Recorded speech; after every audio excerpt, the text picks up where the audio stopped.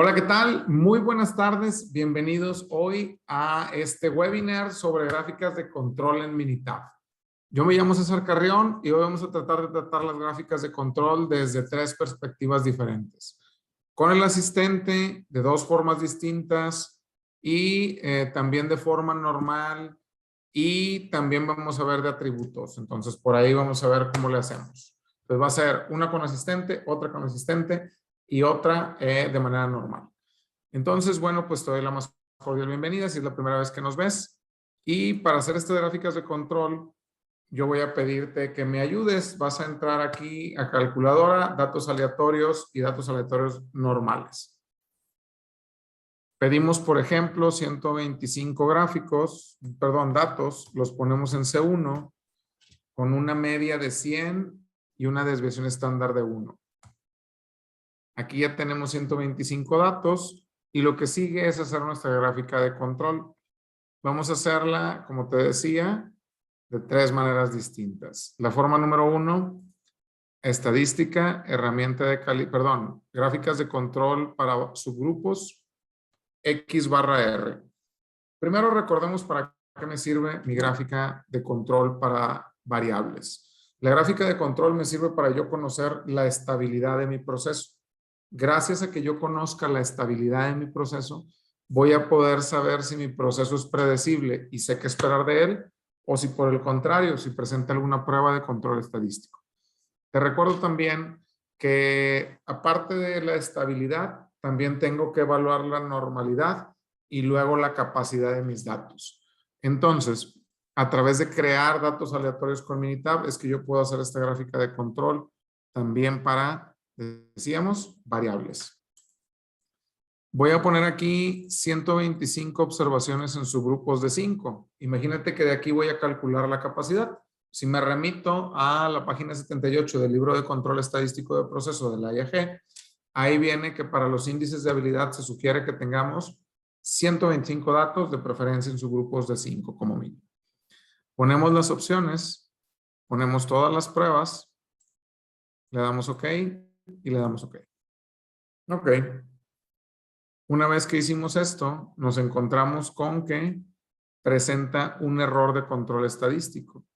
Si te fijas, aquí yo tengo un punto fuera de los límites de control. ¿Cuál fue? El subgrupo 18. Aquí está, un punto más de 3 desviaciones estándar de la línea central. Eso es una manera de hacer una gráfica de control para atributos, perdón, para variables. La segunda es a través del asistente desde el análisis gráfico. Y fíjate cómo se ve distinto. Aquí ponemos X/R chart. Aquí, XR/chart, esa es otra forma. Y luego ponemos que todos los datos están en tamaño de su grupo de 5. No hay stages, o sea, es decir, no hay fases. Le ponemos OK. Y aquí podemos verlo de otra manera distinta. Fíjate, te dice aquí que aparece el tema con la gráfica de control, ahora sí, de variables. Y me indica que también hay un subgrupo fuera de los límites de control. ¿Ok? Le doy OK aquí. Y también me da un diagnóstico. Me da por un lado un diagnóstico y me da un reporte. Es la segunda forma de hacer una gráfica de control. La tercera es a través del asistente en gráficas de control. Before After Control Charts. Perdón, Control Chart solamente. Entro y hago la de promedios y rangos. Al hacer la de promedios y rangos, yo pongo que todos los datos están en C1 con un tamaño constante de 5 y que me estime de los datos. Fíjate, aquí pasa algo curioso. Al hacer esto me dice Minitab, oye, nada más que aquí traemos una bronca, ¿verdad? Porque hay un subgrupo que está mal. Bueno, le das OK y de aquí lo puedes quitar. Entonces, estas gráficas me da también, me da un reporte donde me pregunta si el proceso es estable de la media. Me da también el reporte de estabilidad, pero a diferencia de hacerlo normal, aquí tú tienes que encontrar el patrón. Y me da también una de reporte, un reporte. Entonces ya vimos, la primera es hacerla normal y hay dos para hacerla por el asistente. Esa es la primera de las gráficas que vamos a ver. También hay gráficas de control que yo puedo realizar para datos individuales. Por ejemplo, cuando no puedo hacer su grupo, imagínate que yo voy a ver lotes de pintura. En un mismo lote de pintura, híjole, pues no puedo hacer subgrupos dentro de dicho lote. O, por ejemplo, composiciones químicas. Bueno, en caso de que no pueda hacer subgrupos, puedo hacer gráfico de datos individuales. Y eso se le llama gráfico de datos individuales con rango móvil. En este caso voy a pedir otra vez datos aleatorios de manera normal y voy a pedir 50 datos, los voy a poner en C3 con una media de 50 y una desviación estándar de 1. Ok. Ahora vamos a hacer una gráfica de rango móvil. Entramos a estadística, gráficas de control para individuales y MR. A diferencia de lo que acabo de ver, la gráfica de rango móvil, el primer dato no tiene rango, porque el rango lo saca de restar saca el valor absoluto del mayor menos el menor. Entonces, voy a hacer C3, si te fijas no me pide cuál es el tamaño del subgrupo. Pedimos de rango, hacemos las pruebas de control estadístico, le damos OK y le damos OK. Y fíjate, aquí me dice errores de control estadístico. Me marca muchos errores de control estadístico acá de este lado. Como yo activé las pruebas, me dice cuáles errores son. Un punto más de los 3 desviaciones estándar, 9 puntos del mismo lado, 14 puntos alternándose arriba abajo, 4 de 5 puntos más de una desviación estándar del mismo lado. También lo puedo hacer esto a través del asistente. Asistente, gráficas de control, y yo puedo decirle, aquí quiero hacer datos individuales. IMR chart, C3, determinando los datos de aquí, y agrego esta parte.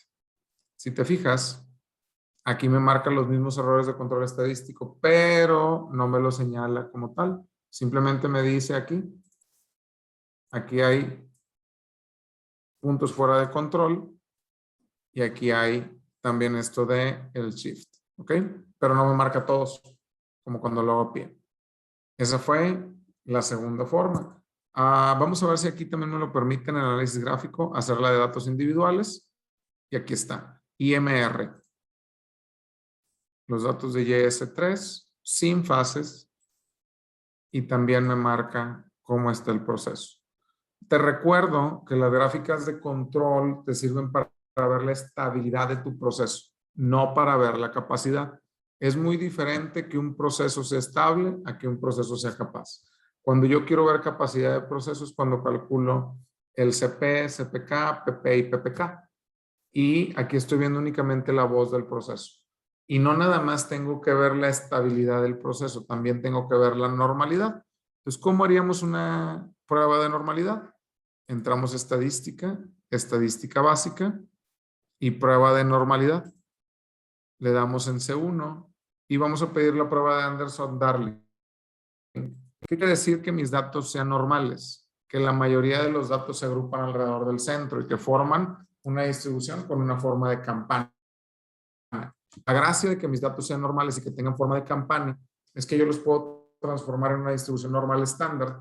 Ahora sí, literal, similar a lo que pasaba en la facultad, eso de calcular el área bajo la curva y toda la cosa. Bueno, y conocer el nivel sigma de mi proceso.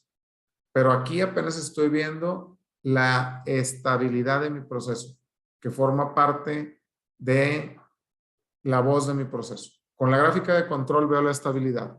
Con la prueba de normalidad veo la normalidad, valga la redundancia, de mi proceso, y me falta ver la capacidad de mi proceso. Yo no debo de llegar a calcular la capacidad de mi proceso si mi proceso no es normal ni está estable.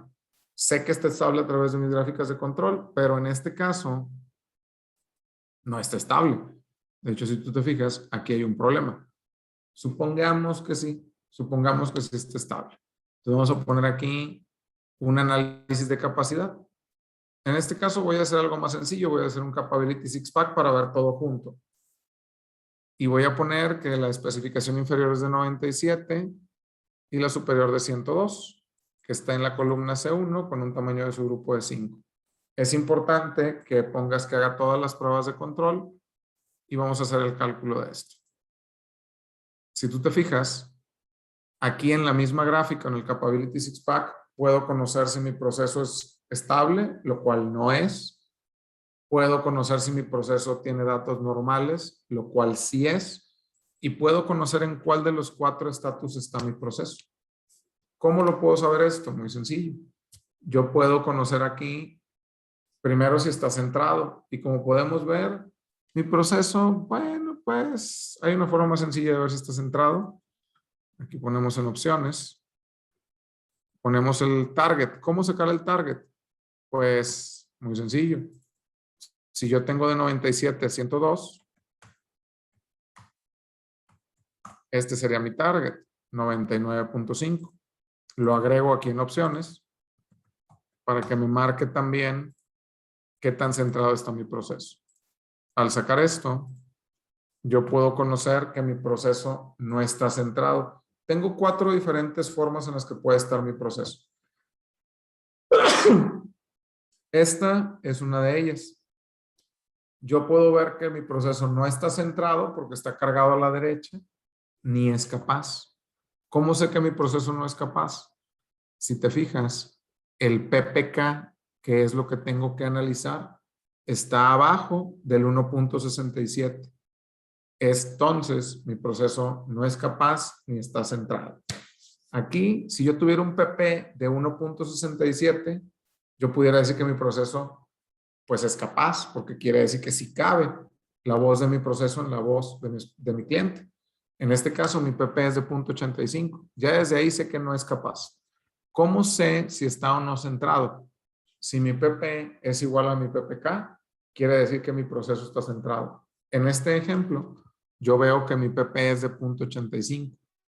Mi PPK es de 0.67.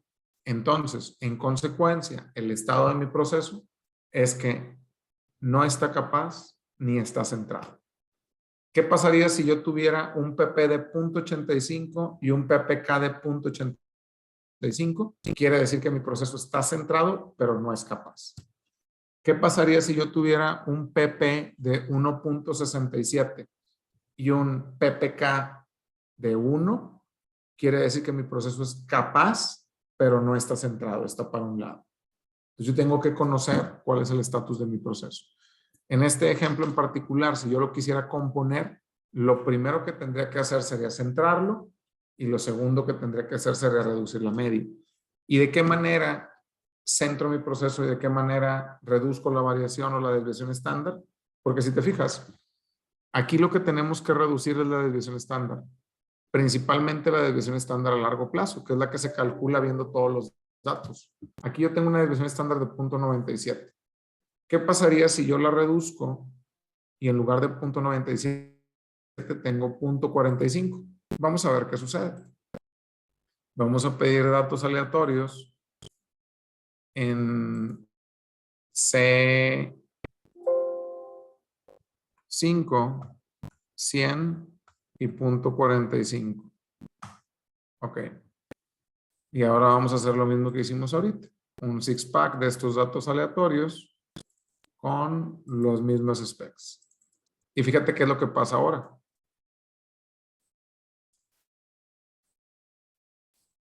Fíjate tu PP y tu PPK.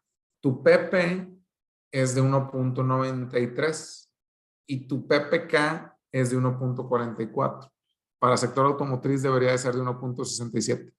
O sea, en realidad, este proceso ahora sí es capaz, pero no es, ¿cómo se llama? No está centrado. De hecho, por eso se ve para un lado. Si tú te fijas, tú puedes ver que está claramente para un lado. Obviamente, lo primero que hacemos no es reducir la desviación estándar. Primero lo tenemos que centrar y luego reducir la desviación estándar. Yo puedo ver proceso estable, datos normales, proceso capaz, proceso centrado, mi proceso no está centrado.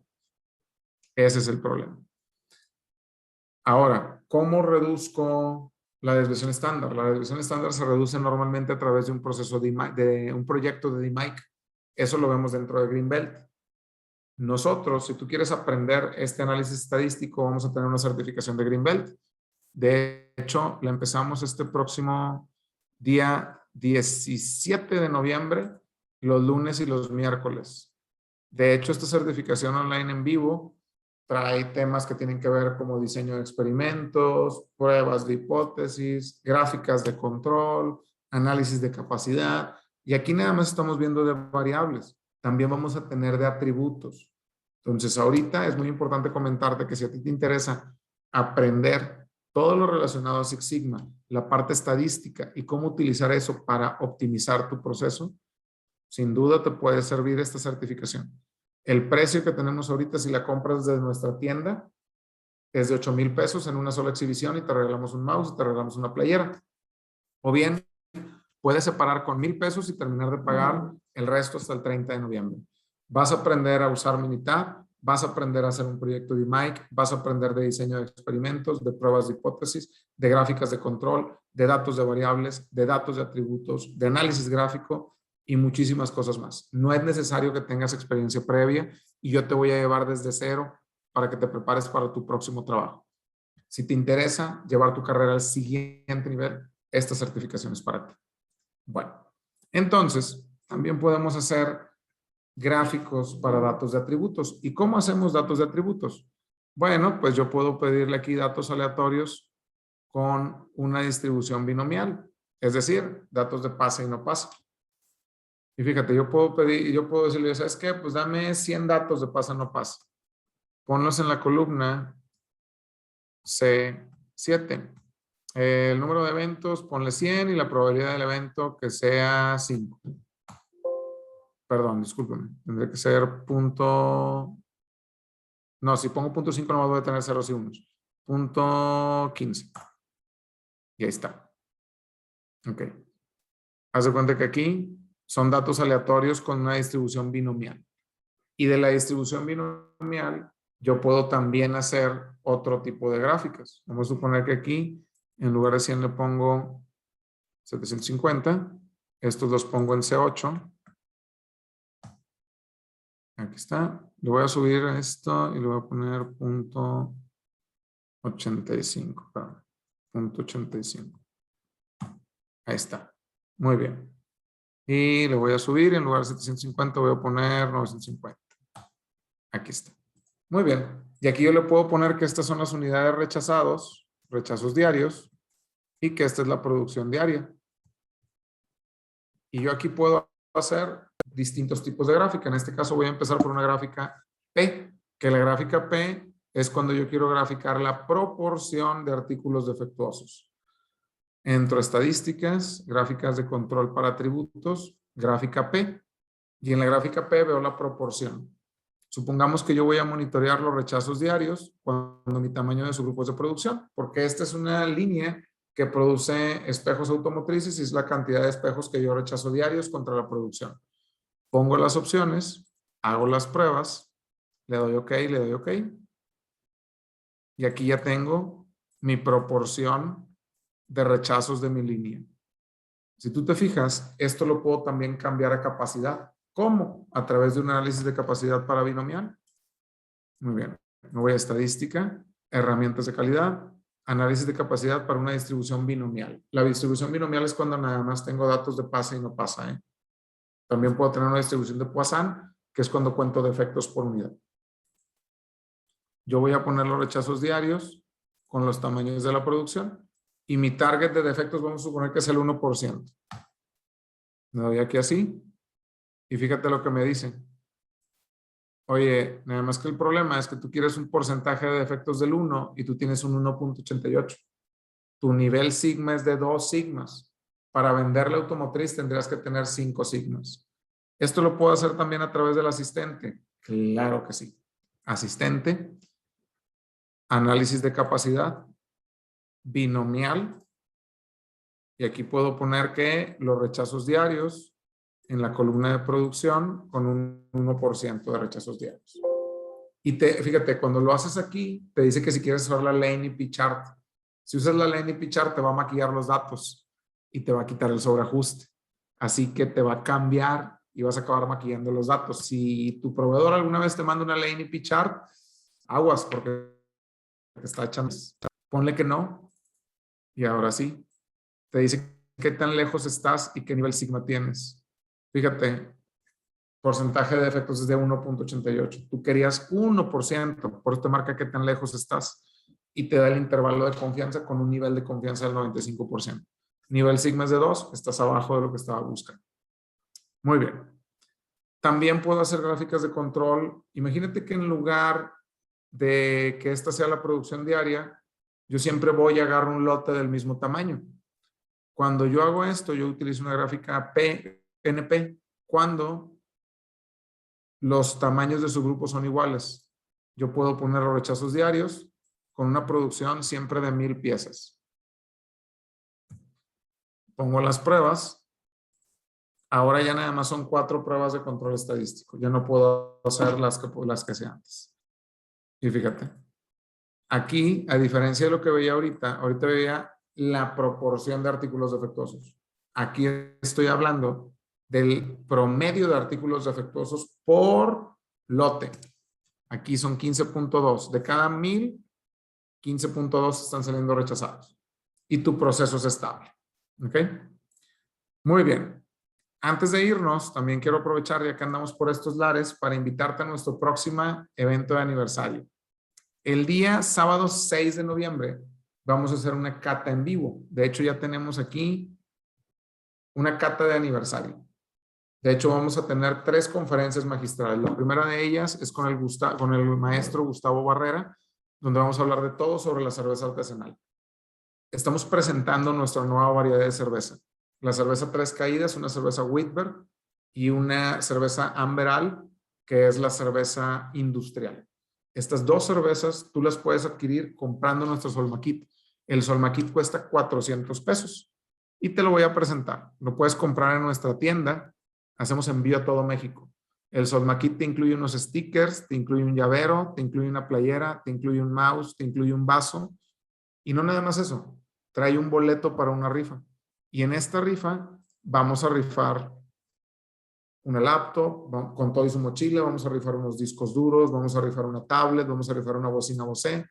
Todo esto lo vamos a rifar y son 10 premios y son 60 boletos. O sea, básicamente uno, pues, de cada 6 gana. Entonces, tú puedes comprarlo aquí desde nuestra tienda. Aquí pones la talla de tu playera y ya nada más nos quedan 26 boletos, por cierto.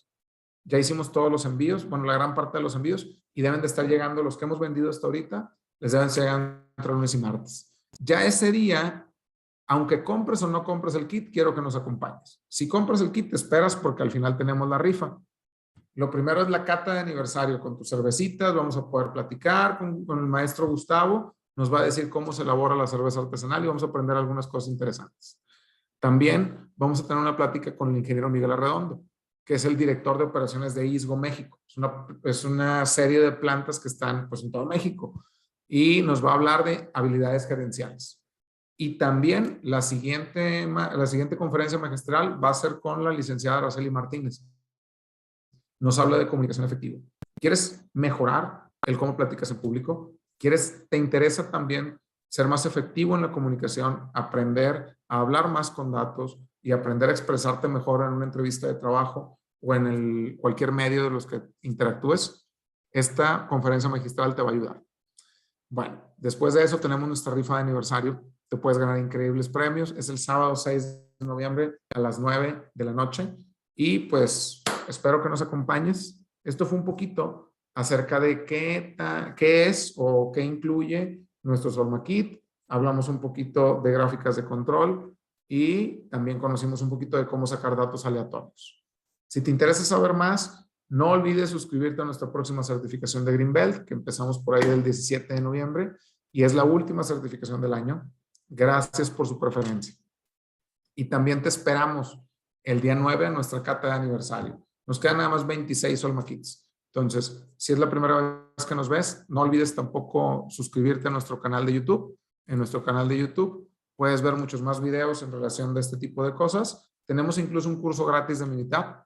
Y pues bueno, yo me llamo César Carreón. Te agradezco mucho que nos hayas visto el día de hoy Y si quieres alguna duda o algo, nos puedes enviar un WhatsApp, ya sabes, o nos puedes enviar un correo a contacto@solmasoluciones.com y con gusto te atendemos. Gracias y hasta la próxima. Que vaya genial. Saludos.